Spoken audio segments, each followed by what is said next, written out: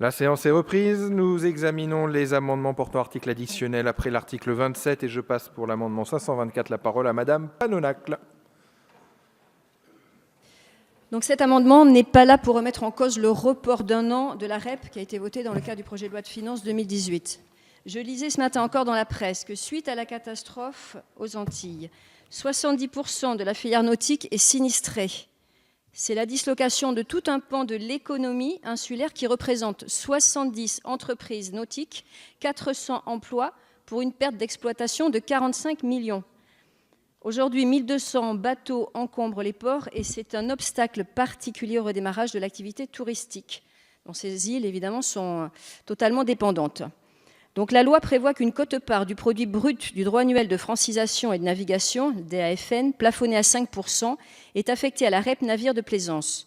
Pour la seule année 2018, où l'amendement s'appliquera, une affectation de 1% sur le montant annuel prévisible de 50 millions d'euros permettra l'enlèvement des épaves sur ces îles et aurait un impact démultiplicateur sur la relance rapide du tourisme.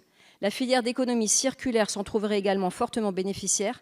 Les entreprises d'enlèvement existent dans ces collectivités. À Saint-Martin, environ 800 épaves sont à traiter selon la Fédération des industries nautiques. La déconstruction d'urgence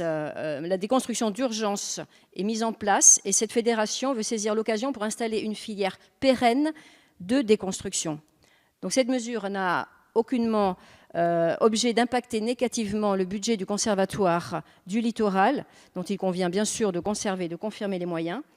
La finalité économique de cet amendement, le souci de solidarité avec les zones fortement touchées par le cyclone, ainsi que son montant très modéré au regard des effets bénéfiques attendus, en justifie l'adoption le plus rapidement possible.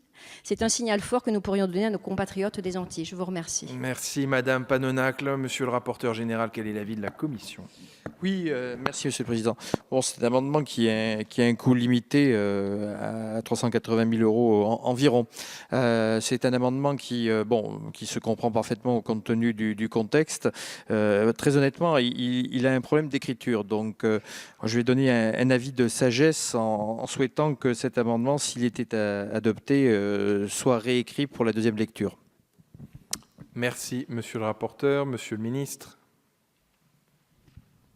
Pour les mêmes raisons, ce sera un avis défavorable, même si je comprends l'intervention de Madame la députée. Un avis défavorable du gouvernement, Monsieur Decourson. Oui, bon, il y a un aspect qui m'inquiète dans l'amendement, c'est l'avant-dernier alinéa qui précise que cette mesure n'a pas pour objet d'impacter négativement le budget du Conservatoire du littoral, dont il convient de confirmer et de conserver les moyens d'action. Je ne comprends pas bien, parce que le droit de francisation, de mémoire, est entièrement affecté au Conservatoire du littoral.